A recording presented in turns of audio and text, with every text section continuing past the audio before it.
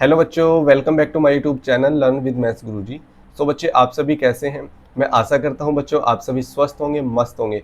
सो बच्चे, आज हम स्टार्ट कर रहे हैं class 9 chapter first number system के कॉन्सेप्ट ओवरव्यू पार्ट 2 को रिलेटेड टू एक्सरसाइज 1.1। अगर अभी तक बच्चों आपने पार्ट 1 को नहीं देखा तो डिस्क्रिप्शन बॉक्स में बच्चे लिंक है, आप उसे फॉलो कर सकते हैं और पार्ट 1 को आप देख सकते हैं, जिससे आपको पार्ट 2 को समझने में और भी आसानी होगी। ओके स्टूडेंट्स, तो टाइम को वेस्ट ना करते हुए अपने इस पाठशाला को स्टार्ट करते हैं। सो बच्चे, let's start.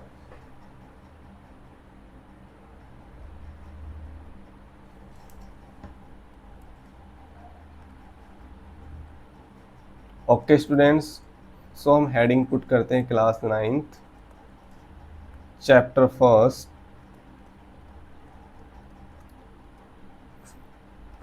Number system.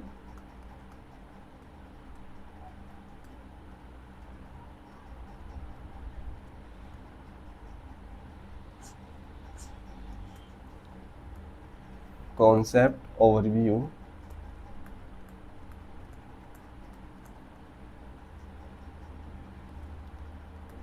Part 2।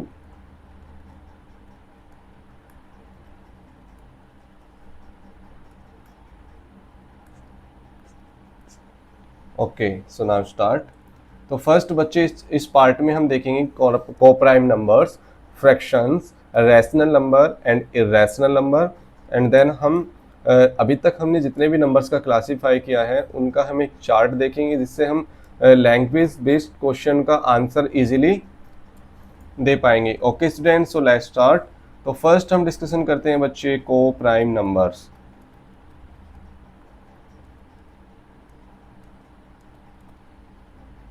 What is को प्राइम नंबर? बच्चे देखो, को प्राइम नंबर्स, आप किसी इंडिविजुअल नंबर को प्राइम नंबर नहीं बोल सकते। आप इसे प्राइम नंबर मत समझना बच्चे। प्राइम नंबर्स और को prime numbers both are different. आप प्राइम नंबर किसी इंडिविजुअल नंबर को बोल सकते हैं बच्चे, बट आप को प्राइम नंबर एक पेयर ऑफ नंबर्स को बोलते हो कि ये आपका क्या है, को प्राइम नंबर्स है।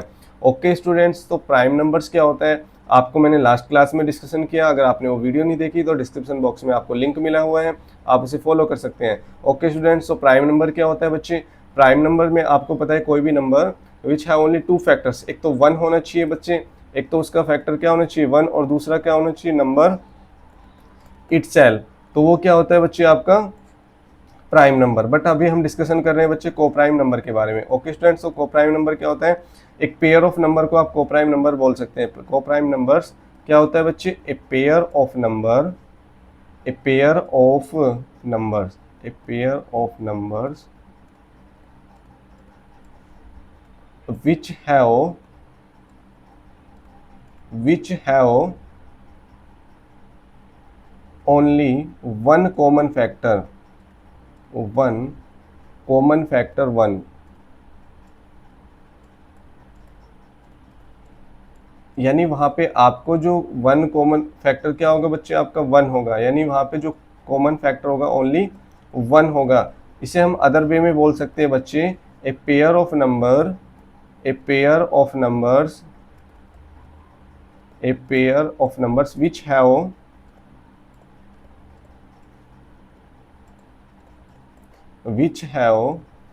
HCF 1, which have HCF 1। यानी वहाँ पे जो हाईएस्ट कॉमन फैक्टर ओनली 1 ही होना चाहिए। बोथ आर सेम बात। Okay students, so for example मैंने आपके सामने लिखा स्टूडेंट्स, मैंने लिखा आपके सामने 2 नंबर्स का पेयर लिखा, एक मैंने लिखा 2 and 3। जब आप इसे नोटिस करेंगे तो इसके फैक्टर्स क्या होंगे, एक ऐसा कॉमन फैक्टर सर्च करो जो 2 को भी डिवाइड कर दे एंड 3 को भी डिवाइड। जब आपने सर्च किया तो आपने बोला कि सर 1 ही हो सकता है, सो 1 के अलावा कोई और फैक्टर है नहीं, तो ये क्या होगा आपका, एक कैसे नंबर्स होंगे, को प्राइम नंबर्स। आप इसे क्या बोलोगे, को prime numbers. Okay students, so मैंने नेक्स्ट आपके सामने एक एग्जांपल लिखा 5 and 6। आपने सर्च किया कि यहाँ पे भी जो कॉमन फैक्टर है यानी 5 और 6, एक ऐसा नंबर को सर्च करना है जो दोनों को डिवाइड कर दे 1। तो ये भी बच्चे आपका एक को प्राइम नंबर हो जाएगा। को प्राइम नंबर्स, ये पेयर भी क्या होगा, एक को प्राइम नंबर्स का पेयर हो जाए। मैंने लिखा बच्चे 6 और 10।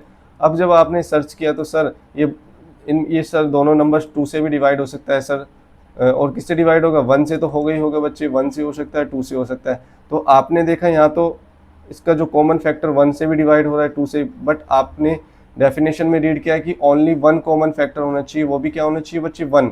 तो बच्चे ये आपका पेयर ऑफ नंबर्स को प्राइम नंबर्स नहीं होगा। ओके स्टूडेंट, हम इससे रिलेटेड कुछ इंपॉर्टेंट पॉइंट्स को नोट डाउन करते हैं। ओके स्टूडेंट्स, सो बच्चे आप ये ध्यान रखना कि सपोज एक एग्जांपल और लिखता हूँ, मैंने लिखा आपके सामने 4 और एक मैंने लिखा बच्चे 3, तो आपने सर्च किया तो यहाँ पे भी आपका एक कॉमन फैक्टर 1 ही है, तो ये भी क्या हो जाएगा बच्चे आपका कोप्राइम नंबर्स। तो बच्चे देखो एक पॉइंट में लिखता हूँ आपके सामने,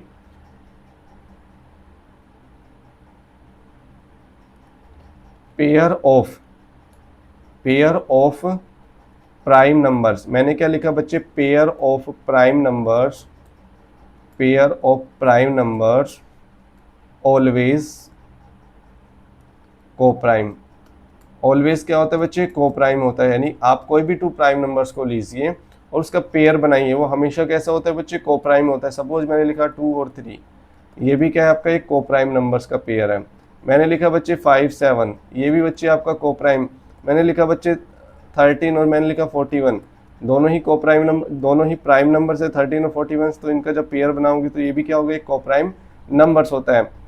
ठीक है, अगर सपोज आपने लिया एक प्राइम नंबर और एक आपने लिया कंपोजिट नंबर,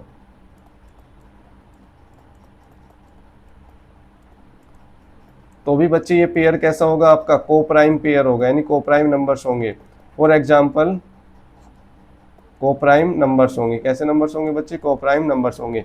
फॉर एग्जांपल बच्चे सपोज मैंने लिखा आपके सामने एक प्राइम नंबर लिया मैंने 5 और मैंने इसके साथ लिख दिया बच्चे एक कंपोजिट नंबर 10। बट अब आपने देखा कि सर मैंने अभी आपको बताया एक प्राइम नंबर हो और एक कंपोजिट नंबर हो, तो अगर आप उसे देखोगे तो आपको वहाँ पे कॉमन फैक्टर क्या होना चाहिए, 1 होना चाहिए।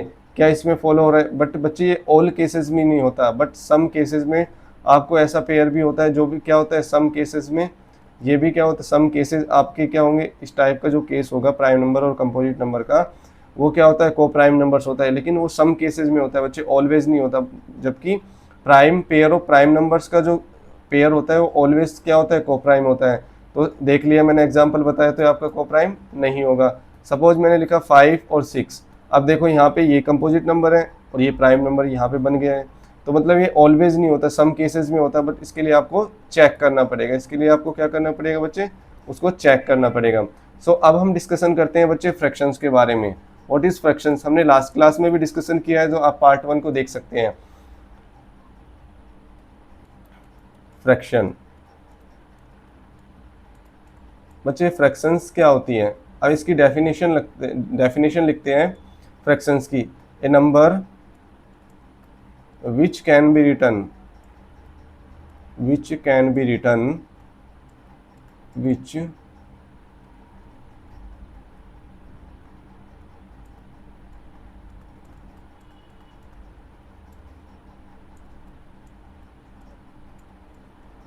इन the form p by q, यानी एक नंबर, a number which can be written in the form of p by q, where, जहाँ पे आपके p एंड q क्या है बच्चे, p and q are integers, p and q are integers. क्योंकि बच्चे फ्रैक्शंस तो पॉजिटिव भी हो सकती है तो नेगेटिव भी हो सकती है, तो ये क्या होंगे, p और q इंटीजर्स होता है।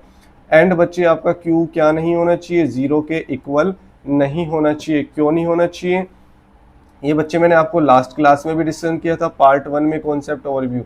क्योंकि बच्चे जब आप किसी भी जीरो को जब आप किसी भी नंबर से डिवाइड करते हैं तो बच्चे आपका आंसर 0 आता है, बट किसी भी नंबर को जब आप 0 से डिवाइड करेंगे बच्चे तो आपका आंसर होता है नॉट डिफाइन, या इसको हम सम केसेस में इन्फिनिटी भी लिख देते हैं। ओके स्टूडेंट्स, सो इसलिए क्यों आपका क्या नहीं होगा, 0। आपको पता है फ्रैक्शंस के बहुत सारे पार्ट होते हैं, एक प्रॉपर फ्रैक्शन होता है बच्चे आपका, एक होता है बच्चे आपका इम्प्रॉपर फ्रैक्शन होता है, इम्प्रॉपर फ्रैक्शन होता है, एक होता है बच्चे आपका मिक्स फ्रैक्शन होता है, ये हमने ऑलरेडी डिस्कशन कर लिया। ठीक है बच्चे, फॉर एग्जांपल मैं आपके सामने फ्रैक्शंस के एग्जांपल लिखता हूँ। मैंने लिखा बच्चे 1/2, मैंने लिखा बच्चे 7/2, मैंने लिखा बच्चे 6/4, मैंने लिखा 18/20। आप कुछ भी लिखो p by q, बस आपको ये नोटिस करना है कि q 0 नहीं आना चाहिए। तो ये सभी क्या है बच्चे आपके फ्रैक्शंस है। तो अब हमने फ्रैक्शंस को फिर से क्यों रीड किया, क्योंकि इसका जो हम लिंक करेंगे बच्चे वो रैशनल नंबर के सेम होता है, तो इसलिए हमने कन्फ्यूजन ना हो तो उसको डिफरेंस समझेंगे कि एक फ्रैक्शन में और एक रैशनल नंबर में क्या डिफरेंस होता है। सो अब हम डिस्कशन करते हैं बच्चे rational number. Rational number,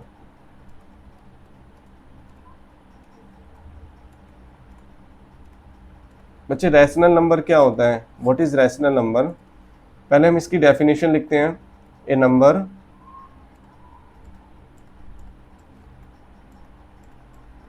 which can be written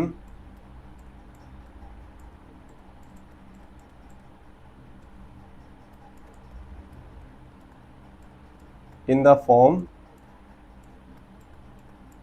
p by q where p and q are, क्या होने चाहिए बच्चे आपके, p and q are integers and आपका जो q है बच्चे and q does not equal to 0 also। बच्चे देखो आपने अभी फ्रैक्शंस की डेफिनेशन लिखी थी तो उसमें आपने यहाँ तक लिखा था सेम बात कि a number which can be written in the form of p by q where p and q are integers and q does not equal to. तो बच्चे बस एक रैशनल नंबर और फ्रैक्शंस को जो डिफरेंस क्रिएट करती है वो ये वाली लाइन होती है, यानी ये वाली लाइन रैशनल नंबर को फ्रैक्शन से अलग करती है। वो क्या है बच्चे, वो कौन सा पॉइंट है, ऑल्सो वेयर क्या होना चाहिए, where also p and q, P and Q क्या होने चाहिए, को प्राइम नंबर्स। को प्राइम नंबर्स मीन्स क्या होते हैं, ये जो P और Q का जो पेयर होगा वो कैसा होना चाहिए, को प्राइम नंबर्स। को प्राइम नंबर्स का पेयर होना चाहिए मीन्स इनका जो HCF है 1 होना चाहिए, आप कह सकते हो इनमें जो आपका जो कॉमन फैक्टर होगा वो 1 होना चाहिए। ओनली कॉमन फैक्टर क्या होना चाहिए बच्चे, 1। फॉर एग्जाम्पल सपोज मैंने आपके सामने लिखा बच्चे 5/7। अब आपको चेक करना है, देखो बच्चे फ्रैक्शंस के लिए तो आपको नहीं देखना कुछ भी, बस फ्रैक्शन में तो आपको ये नोटिस करना होता है, आपको तो पता ही होगा बच्चे कोई भी फ्रैक्शंस लिखी होती है तो ऊपर क्या होता है न्यूमरेटर और नीचे क्या होता है आपका, ये तो आपका न्यूमरेटर हो गया और ये क्या होगा डिनोमिनेटर। ये क्या होता है बच्चे आपका न्यूमरेटर और ये क्या होता है आपका डिनोमिनेटर। ओके तो 5/7 लिखा हुआ है बच्चे आपके सामने, फ्रैक्शंस तो है ऑब्वियसली, बट आपको रैशनल नंबर के लिए आपको जो चेक करना होता है वो ये देखना होता है बच्चे, जो आपके सामने 5 और 7 का एक पेयर है क्या ये कोप्राइम है। तो जब आपने देखा इसका फैक्टर, जो देखा फैक्टर सर्च किया आपने, तो सर इसका जो फैक्टर है वो 1 है, तो आप बोलोगे कैसा नंबर है, कोप्राइम पेयर है। तो यानी आपका जो 5/7 है ये कैसा नंबर, ये क्या है आपका एक रैशनल नंबर है। सेकंड मैंने एग्जांपल लिखा बच्चे आपके सामने 8/6। अब आपने चेक करना है बच्चे कि देखो यहाँ पे पी वाई क्यू फॉर्म में लिखा हुआ है, पी एंड क्यू आपका इंटीजर्स भी है, बट आपको जो लास्ट कंडीशन होती है वो आपके लिए वेरी इंपॉर्टेंट। फर्स्ट आपको देखना है कि जो 8 और 6 है क्या वो को प्राइम नंबर्स है। जब आपने सर्च किया इसके फैक्टर्स तो आपको मिला कि सर ये 1 से भी कॉमन फैक्टर 1 भी है और 2 भी है। तो आपने नोटिस किया कि सर यहाँ ये जो है आपके पास को प्राइम नंबर्स का पेयर नहीं है। क्यों नहीं है, क्योंकि इनमें कॉमन फैक्टर क्या है, 1 भी है और 2 भी है, और आपने जो डेफिनेशन में देखा ओनली कोप्राइम नंबर्स का जो कॉमन फैक्टर है वो 1 होना चाहिए। तो आपका जो ये वाला नंबर लिखा हुआ है बच्चे, आप इसे रैशनल नंबर नहीं बोल सकते, बट ये आपका फ्रैक्शन है। ओके बच्चे, सो आपने यहाँ से क्या नोटिस किया, जो बच्चे आपका जो रैशनल नंबर होता है, यानी आपने जो यहाँ पे नोटिस किया होगा कि जो रैशनल नंबर होता है बच्चे, वो rational number is the simplest form of fraction, simplest form of fraction, यानी फ्रैक्शन का क्या होता है बच्चे, एक सिंपलेस्ट फॉर्म होता है। ओके स्टूडेंट, सपोज मैंने आपके सामने लिखा स्टूडेंट्स 5, मैंने लिखा 3/6। अब बच्चे 3/6 को आप फ्रैक्शंस तो है आपके सामने ऑब्वियसली, ठीक है। अगर मैं क्या करता हूँ बच्चे, इसे 3 और 6 का HCF क्या निकाला आपने, 3 और 6 का HCF आया बच्चे आपके पास क्या है बताओ मेरे को, 3। अगर मैं इस नंबर को 3 से कट कर देता हूँ, यानी न्यूमरेटर को भी 3 से डिवाइड कर दूँ और डिनोमिनेटर को भी 3 से डिवाइड कर दूँ, तो आपके पास जो आएगा 3 1 जा 3 और 3 2 जा 6। यानी जब आपने इस फ्रैक्शन को सिंपलेस्ट फॉर्म में लिखा तो ये क्या बन गई आपकी एक रैशनल नंबर। सपोज एक एग्जांपल लेते हैं बच्चे हम, मैंने लिखा बच्चे 5/10। ओके स्टूडेंट्स, आपने क्या किया 5/10 अभी फ्रैक्शन है, बट आपने जब चेक किया कि 5 और 10 तो आपके क्या है को प्राइम नंबर नहीं है, जो आपके 5 और 10 है बच्चे वो को प्राइम नंबर नहीं है, तो यानी रैशनल नंबर तो नहीं है, बट आप इसे कन्वर्ट कर सकते हैं। कैसे? अगर आपने देखा 5 और 10 का इससे 5 होता है, न्यूमरेटर को भी 5 से डिनोमिनेटर को भी 5 से डिवाइड करूंगा तो मैं 5 1 जा 5 और 5 2 जा 10, तो अब ये क्या बन गया आपका रैशनल नंबर बन गया। यानी जो रैशनल नंबर होती है बच्चे वो क्या होता है फ्रैक्शन का फ्रैक्शन का क्या होता है बच्चे सिंपलेस्ट फॉर्म होता है। ओके स्टूडेंट्स, तो हमने एक बात और नोटिस की, देखते हैं कि जो बच्चे आपका रैशनल नंबर होता है क्या होता है बच्चे, जो आपके ऑल, आप बोल सकते हो कि ऑल रैशनल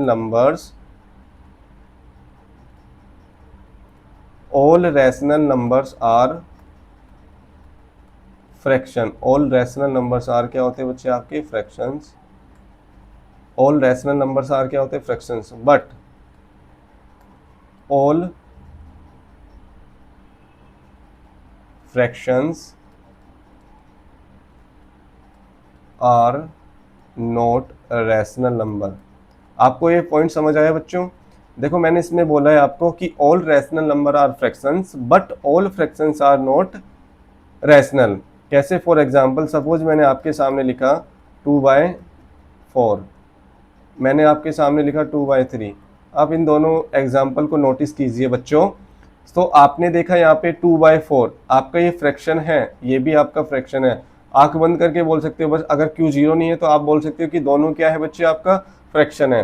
तो आपने बोला कि देखो दोनों क्या है बच्चे फ्रैक्शंस हैं, बट यानी ये दोनों तो क्या है फ्रैक्शंस है, बट आप इनको क्या रैशनल नंबर बोल सकते हैं। बट ऑल, आपने बोला कि all rational numbers are fractions but all fractions are not rational.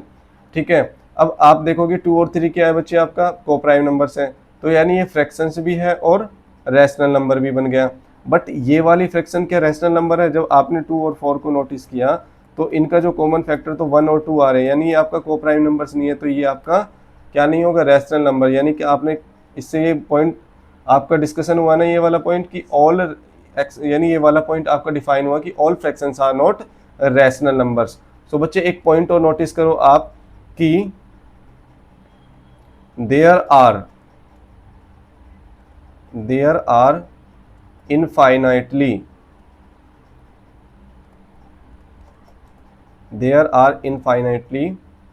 many rational number between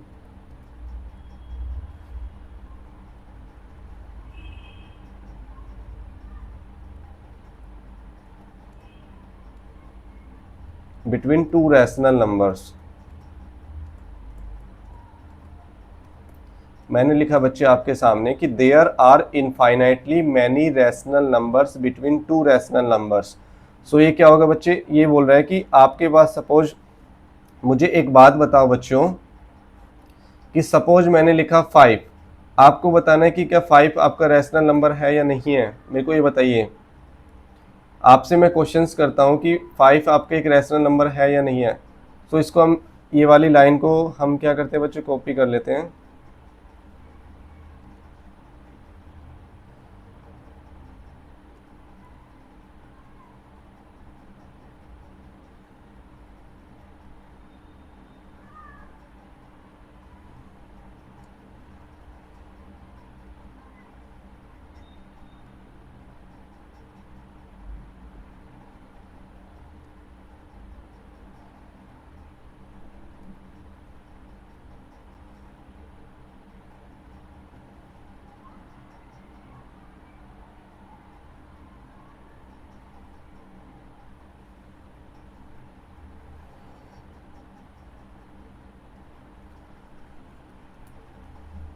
देखो बच्चों मैंने आपके सामने लिखा एक नंबर 5, क्या 5 आपका रैशनल नंबर है?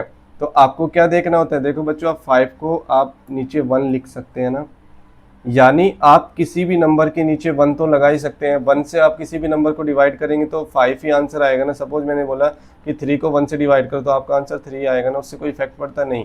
यानी मैं आपसे लिखूँ 5 लिखा तो 5 के नीचे 1 डिवाइड करें तो भी आपके पास 5 रहेगा। सपोज मैंने बोला कि क्या 9 आपका एक prime number, sorry rational number है, तो आप करोगे, आपको चेक करना है तो अब मैंने आपसे बोला बताइए कि 5 आपका रैशनल नंबर है, तो आपका आंसर क्या होगा? तो बच्चे ये भी एक रैशनल नंबर होता है।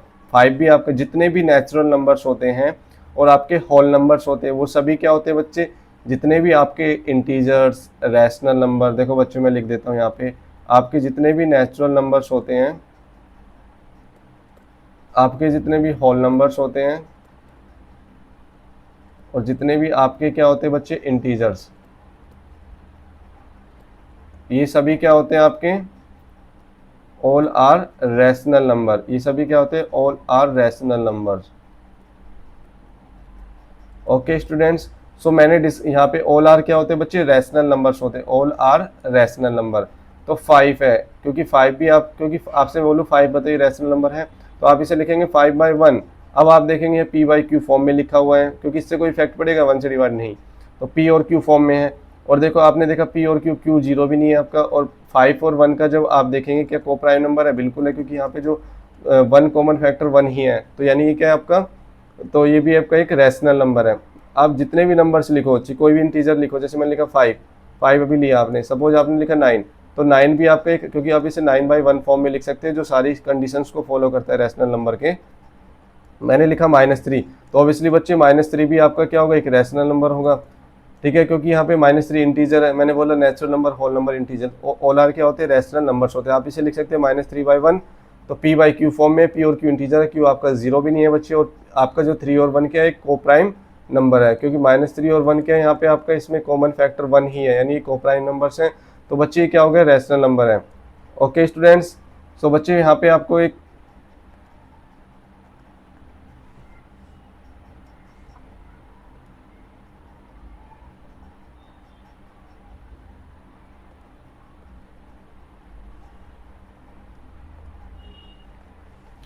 अब बच्चे आपको बताना है कि क्या is zero is a rational number, is zero is a rational number, is zero is a rational number. आपको बताना है कि क्या zero is a rational number.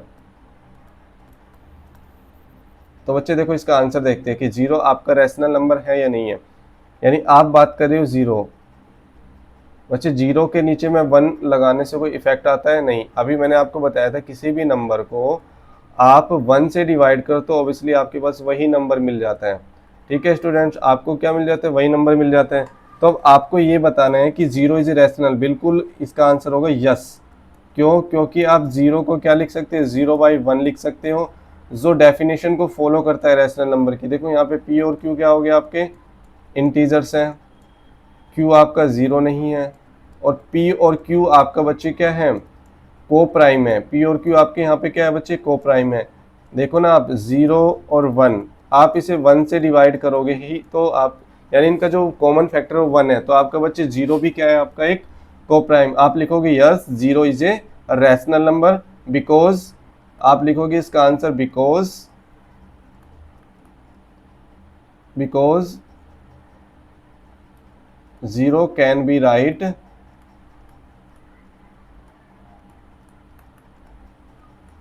in the 0 can be written, 0 can be written in the form of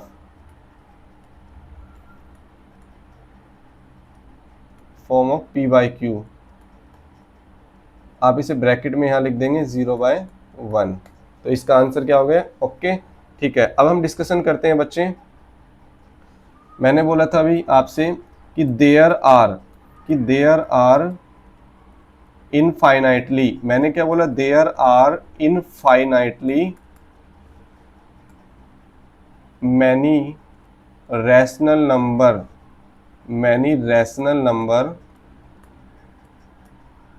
between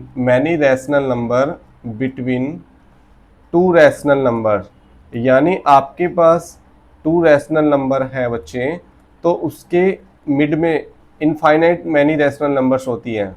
आप इसे, आपके पास exercise 1.1 में आपको क्वेश्चंस भी देखने को मिलेगा कि आपको कोई 2 रैशनल नंबर्स गिवन होंगे, आपसे पूछेगा इसके मिड में 5 रैशनल नंबर फाइंड कीजिए, 6 रैशनल नंबर फाइंड कीजिए, 4 रैशनल नंबर फाइंड कीजिए।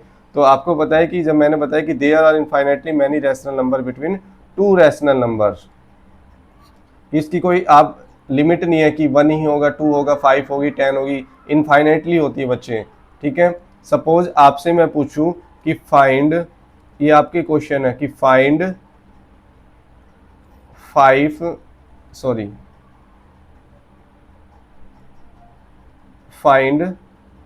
3 रैशनल नंबर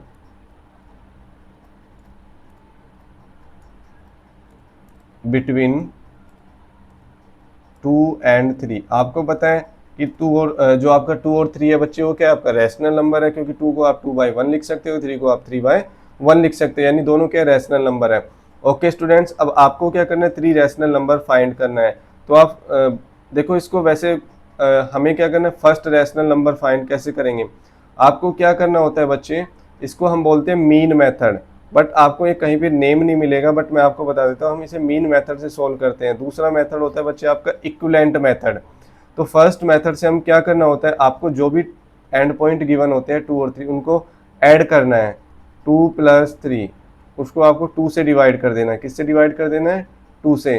तो आपका जो बन जाएगा 5/2, फर्स्ट हो गया आपका फर्स्ट रैशनल नंबर।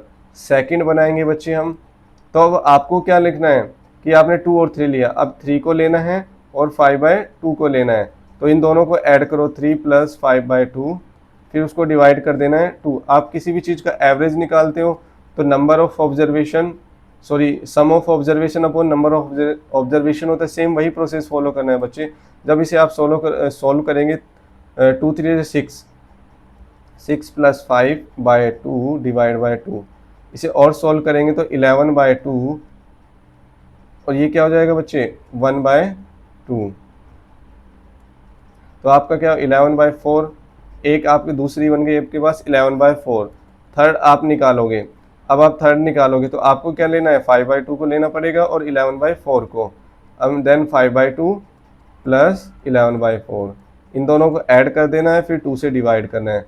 ऊपर वाले का एलसीएम लेंगे 4, 2 2 जा 4, तो हम लिखेंगे 5 × 2 + 4 1 जा 4, तो 11 × 1 डिवाइड करना है बच्चे आपको इसे 2 से।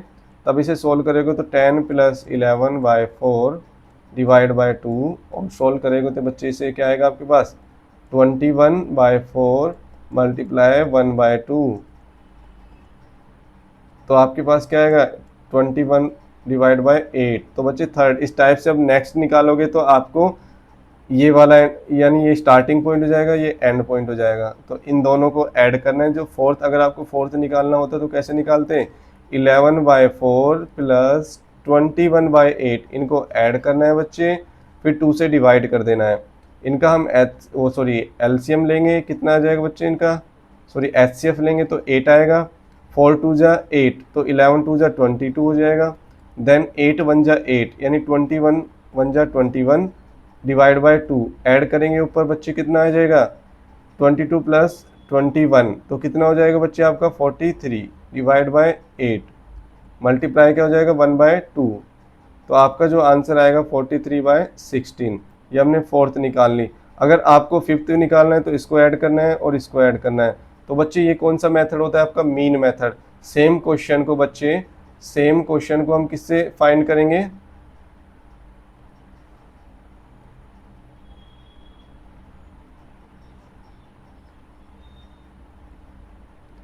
सेम क्वेश्चन को हम अदर दूसरे मेथड से भी सॉल्व करते हैं बच्चे।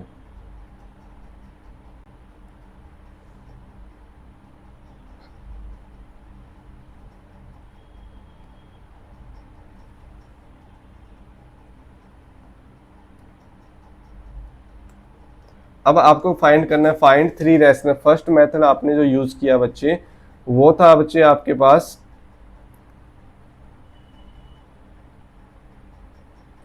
आपने जो फर्स्ट मेथड यूज किया बच्चे वो मीन मेथड था। सेकंड जो मेथड यूज करेंगे बच्चे वो आपका होगा equivalent, equivalent fraction method, equivalent method, यानी वहां से आप एक इक्विवेलेंट रैशनल नंबर बना लेते हैं, फिर उसके बीच में आप इजीली फाइंड कर सकते हैं। सपोज आपको जो फाइंड करना है बच्चे, वो 2 और 3 के मिड में कितने रैशनल नंबर फाइंड करने हैं आपको, 5 रैशनल नंबर फाइंड करने हैं। अभी यहाँ 3 लिखा हुआ, हम 5 फाइंड करते हैं। तो आपको क्या करना होता है बच्चे, आपको यहाँ पे देखो, अगर हम इसको किससे मल्टीप्लाई करें, इक्विवेलेंट कैसे बनाया जाता है। सपोज मैं आपसे पूछूं बच्चे, आपके सामने एक फ्रैक्शन लिखी है 5/2 इसका इक्विवेलेंट फ्रैक्शन बनाओ, तो आपको क्या करना होता है, न्यूमरेटर को भी सेम नंबर से मल्टीप्लाई करना होता है और डिनोमिनेटर को भी सेम नंबर से मल्टीप्लाई करना हो। सपोज मैंने इसका इक्विवेलेंट फ्रैक्शन बनाया, तो मैंने क्या किया, 5 को भी 2 से मल्टीप्लाई किया, और यानी न्यूमरेटर को भी 2 से और डिनोमिनेटर को भी 2 से, तो इसका आंसर है 10/4। सेम इसी प्रोसेस को यहाँ आपको फॉलो करना है। तो 2 बाय यानी आपके पास 2 और 3 है, तो सब आपको सपोज यहाँ पे मैंने बोला 5 रैशनल नंबर्स फाइंड करने हैं, तो आपको क्या करना है बच्चे, तो सपोज मैंने आप इन क्या देखो यहाँ पे बेसिकली आप इन दोनों नंबर को ऐड करो, 3 और 2 को 5, तो आप क्या करो, इसे 5/5 से मल्टीप्लाई कर दो, कुछ भी नहीं होता तो आप 1 लिख सकते हैं। इसे भी हम किससे करेंगे, 5/5 से मल्टीप्लाई कर देंगे। ओके स्टूडेंट्स, तो यहाँ पे जो आपका बनेगा 10/5 और यहाँ पे बनेगा 15/5, तो इसके बीच में आप इजीली लिख पाओगे कितनी, देखो आप नेक्स्ट नंबर लिख सकते हो 11/5, 12/5, 13/5, 14/5। अभी आपने कितना निकाला, 4 रैशनल नंबर, तो आपका इजीली फाइंड होगा। सपोज आपको 10 नंबर फाइंड करने होते हैं, सपोज 10 रैशनल नंबर, तो आप क्या करते हैं, 2 और 3 से इक्विवेलेंट एक आपको इक्विवेलेंट फ्रैक्शंस या रैशनल नंबर बनाते हैं, तो आप क्या करते हैं, न्यूमरेटर को भी 10 से मल्टीप्लाई कर देते हैं और डिनोमिनेटर को भी 10 से मल्टीप्लाई कर दो, यानी आप जितने बड़े नंबर से मल्टीप्लाई करोगे न्यूमरेटर डिनोमिनेटर को, आप उनके मिड में उतने ही ज़्यादा रैशनल नंबर फाइंड कर सकते हैं। तो ये क्या बन जाएगा आपका 20/10, और ये हो जाएगा बच्चे आपके बीच में 30/10। तो यहाँ से 20 से लेकर 30 के बीच में आप 9 रैशनल नंबर इजीली फाइंड कर सकते हो। जैसे आप लिख सकते हो 21/10, 22/10, 23/10, 24/10, आप लिख सकते हो 25/10। इस तरीके से आप 26, 27/10, 28/10, आपको जितनी नीड है आप निकाल सकते हो। सपोज आपको 10, अब देखो यहाँ तो 9 ही है इनके मिड में, सपोज आपको बच्चे में आपसे पूछूं 20 रैशनल नंबर फाइंड करना होता, तो आप क्या करते, इसको और ज़्यादा नंबर से, यानी इसका जो इक्विवेलेंट फ्रैक्शन बनाते हैं वो और ज़्यादा बड़ा नंबर से मल्टीप्लाई करना होता है। सपोज आप 2 को सपोज 100 से मल्टीप्लाई कर दो, यहाँ पे मैंने 3 को भी 100/100 से मल्टीप्लाई कर दिया, तो यहाँ पे आ जाता है आपके पास जो इनिशियल पॉइंट होता है वो 200/100, और यहाँ पे जो होता है बच्चे वो 300/100। आप इजीली फाइंड कर पाओगे इसके बीच में, तो बच्चे बहुत सारे नंबर्स है ना, 201/100। अब इसके बीच में तो आप 5 निकालना है, जितने भी आप मर्जी निकाल सकते हो, 201/100, 202/100, इस टाइप से 203/100। बट बच्चे आपको रैशनल नंबर फाइंड करना है। अब देखो, अब यहाँ पे 21/10 जब इसे लिखोगे तो आप लिख सकते हो ना 21/10, आप इजीली कितने भी नंबर फाइंड कर सकते हो, 23/10, 24/10, इस टाइप से जैसे 4 निकालने, या 5 भी निकले 25/10, तो ये सभी क्या होगी आपके पास, रैशनल नंबर्स होगी। आपने इनके मिड में रैशनल नंबर फाइंड किया। ठीक है बच्चों, तो आप इस तरीके से 2 मेथड्स को यूज़ करके कोई भी मेथड यूज़ कर सकते हैं, तो आप इसका आंसर निकाल सकते हैं। सो बच्चे, हम नेक्स्ट डिस्कशन करते हैं इर्रेशनल नंबर। सबसे पहले हम एक इस डायग्राम को समझते हैं, इसके बेस पे आप कोई भी आंसर करोगे ट्रू फॉल्स से रिलेटेड, वो आपका इजीली होगा। सपोज मैं आपके सामने यहाँ कुछ क्वेश्चन से लिखता हूँ, तो उसके आंसर इसके बेस पे देंगे। तो सबसे पहले मैंने लिखा कि एवरी नेचुरल नंबर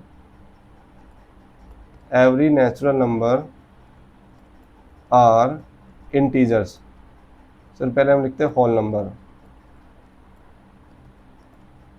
सेकंड मैंने क्वेश्चन लिखा आपके सामने कि एवरी होल नंबर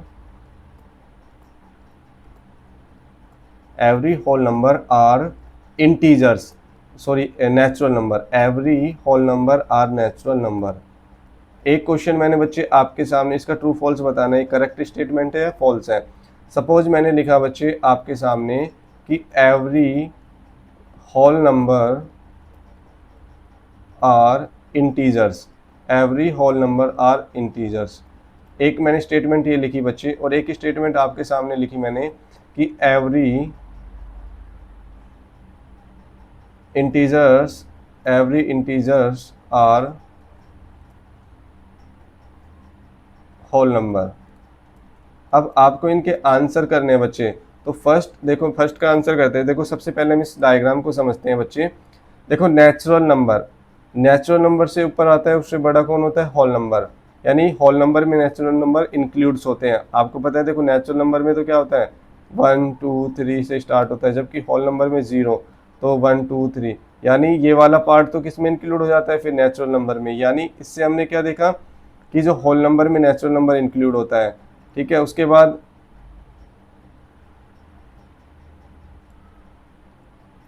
बच्चे देखो नेचुरल नंबर में क्या यानी होल नंबर किसके अंदर इंक्लूड होता है? होल नंबर में क्या इंक्लूड होता है? Natural number. और नेचुरल नंबर और होल नंबर किस में इंक्लूड होते हैं? इंटीजर्स में। और natural number, whole number, integers ये सभी किस में इंक्लूड होते हैं? रैशनल नंबर है। और फिर ये जो रैशनल नंबर होते हैं ये सारे नंबर्स क्या होते हैं बच्चे? आपके रियल नंबर्स होते हैं। सपोज अब जब आप किसी भी स्टेटमेंट को रीड करते हैं, मैंने बोला every natural numbers are whole number, यानी पहले क्या आ रहा है? नेचुरल नंबर, उसके बाद होल नंबर। यानी आप इसे रीड कर रहे हो, कैसे रीड कर रहे हो बच्चे? बॉटम टू टॉप, यानी इस वे में रीड कर रहे हो, इसे नीचे से ऊपर की ओर रीड कर रहे हो। यानी आपसे ये स्टेटमेंट जब आप इसे बॉटम टू टॉप रीड करो, ऐसे रीड करो, every natural number are whole number, या every natural number are integers, every whole number are integers, या every whole number are rational number, या आप बोलो every natural number are rational number. यानी जब इसे नीचे से आप ऊपर की तरफ जा रहे हो, कहाँ जा रहे हो? नीचे से आप ऊपर की तरफ जा रहे हो, तो मीन्स यानी बॉटम टू टॉप, तो हमेशा स्टेटमेंट्स का आंसर ट्रू होता है। ठीक है, सपोज जैसे यहाँ पे लिखा हुआ है, अगर आप टॉप टू बॉटम रीड करो, अगर मैं आपसे पूछूं कि अगर मैं आपसे बोलता हूँ कि all integers are whole number, मैंने क्या बोला? All integers are whole number. बच्चे ऑल इंटीजर्स होल नंबर कभी हो सकते? नहीं, क्योंकि इंटीजर्स में तो पॉजिटिव नंबर्स भी आते हैं, नेगेटिव नंबर्स भी आते हैं, जीरो, जबकि होल नंबर्स में तो बच्चे आपका क्या होता है? जीरो और पॉजिटिव नंबर होते हैं। तो ऑल इंटीजर्स तो आपके होल नंबर नहीं हो सकते, लेकिन होल नंबर इंटीजर्स, यानी आपको उसे रीड कैसे किया स्टेटमेंट को? टॉप टू बॉटम, तो इसलिए उसका आंसर क्या होगा? फॉल्स होगा। अब आपके सामने एक क्वेश्चन है, इसका आंसर करना। Every natural number are whole number, आप इसे कैसे रीड कर रहे हो? Natural number are whole number, यानी बॉटम टू टॉप रीड कर रहे हो, तो इस केस में आंसर ट्रू होता है। और आपको पता भी, रीजन भी पता है, क्योंकि नेचुरल नंबर तो इंक्लूड होगा ही नहीं होल नंबर में, क्योंकि होल नंबर में तो एक एक्स्ट्रा आके जुड़ जाता है नंबर 0, तो इसका आंसर क्या होगा बच्चे? ट्रू। अब every whole number are natural, अब इसे आप रीड कर रहे हो टॉप टू बॉटम, यानी अपोजिट डायरेक्शन में रीड कर रहे हो बच्चे। कैसे रीड कर रहे हो उसे आप? अपोजिट डायरेक्शन में, यानी बॉटम, टॉप टू बॉटम। तो इस कंडीशन में क्या होगा? क्योंकि देखो every whole number are natural number, क्योंकि होल नंबर में तो 0 भी आता है, कि नेचुरल नंबर में 0 आता है? नहीं। तो आप यहाँ बोलने चाह रहे हो कि every whole number are natural number, यानी आप 0 को भी नेचुरल नंबर बनाना चाह रहे हो, तो इसका आंसर होगा फॉल्स। यानी आप इसे रीड कैसे किया स्टेटमेंट को? आपने टॉप टू बॉटम रीड किया, टॉप टू बॉटम, यानी इस कंडीशन में आपका आंसर जो होता है फॉल्स होता है। ओके स्टूडेंट्स, अब नेक्स्ट क्वेश्चन है बच्चे, every whole number are integers, यानी रीड कैसे कर रहे हो आप? बॉटम टू टॉप जा रहे हो, यानी every whole number are integers. बिल्कुल ठीक बात है, क्योंकि इंटीजर्स में तो ऑलरेडी इंक्लूड होता है बच्चे आपका होल नंबर, तो इसका आंसर क्या हो जाएगा आपका? ट्रू। नेक्स्ट कंडीशन देखा जाए बच्चे, every integers are whole number, every integers are whole number, आप इसे रीड कर रहे हो आप टॉप टू बॉटम, यानी अपोजिट डायरेक्शन में, यानी ऊपर से नीचे की तरफ जा रहे हो रीड करते समय। यानी देखो ना, इंटीजर, ये बोल रहे हैं कि every integers are whole number, every integers are whole numbers. अब देखो इंटीजर्स, सारे इंटीजर्स क्या होल नंबर्स हो सकते हैं? नहीं, क्योंकि बच्चे इंटीजर्स में चलो ठीक है 0 भी आता है, और आपका पॉजिटिव नंबर और नेगेटिव नंबर्स भी आते हैं। 0 और पॉजिटिव इंटीजर्स तो चलो, 0 और पॉजिटिव इंटीजर्स तो होल नंबर हो सकता है, बट ऑल नहीं हो सकता, क्योंकि नेगेटिव वाले जो नंबर्स होंगे क्या होल नंबर्स होंगे? तो इसका आंसर फॉल्स होगा। अगर इसे डायग्राम की हेल्प से करना चाहें तो वैसे देख सकते हो आप, रीड कैसे कर रहे हो? टॉप टू बॉटम आ रहे हो, यानी इस अपोजिट पढ़ रहे हो इसको रीड, तो इस कंडीशन में जो आंसर होता है वो क्या होता है? फॉल्स होता है। ओके स्टूडेंट्स, तो हम नेक्स्ट डिस्कशन करते हैं। अब जो बच्चे आपका रियल नंबर होता है, यानी रियल नंबर जो था बच्चे देखो, उसको एक बार short, natural number, natural number किसका अंदर आ जाता है? नेचुरल नंबर से बड़ा कौन होता है? होल नंबर, होल नंबर से बड़ा होता है इंटीजर्स, इंटीजर से बड़ा होता है रैशनल नंबर, रैशनल नंबर से बड़ा क्या होता है आपका? Real number. समझ रहे हो ना बच्चे? ओके, अब आपके बाद देखा जाए, जो आपका रियल नंबर्स होता है, रैशनल और इरेशनल नंबर है, वो किस में आ जाते हैं? रियल नंबर में आ जाते हैं। ओके स्टूडेंट्स, सो बच्चे आज के लिए इतना ही काफ़ी है, मिलते हैं नेक्स्ट क्लास में। थैंक यू बच्चों, जय हिंद। अब हम नेक्स्ट क्लास में डिस्कशन करेंगे बच्चों एक्सरसाइज 1.1 का सॉल्यूशन। सो बच्चे अभी तक हमने एक्सरसाइज 1.1 से रिलेटेड जितने भी कॉन्सेप्ट्स थे बच्चे, वो हम डिस्कशन उसको हमने डिस्कशन किया है बच्चे। अगर आपको एक्सरसाइज 1.1 को सॉल्व करना है तो आप दोनों वीडियोस को देखिएगा, देन हम एक्सरसाइज 1.1 को सॉल्व करेंगे। सो थैंक यू बच्चों, जय हिंद बच्चों।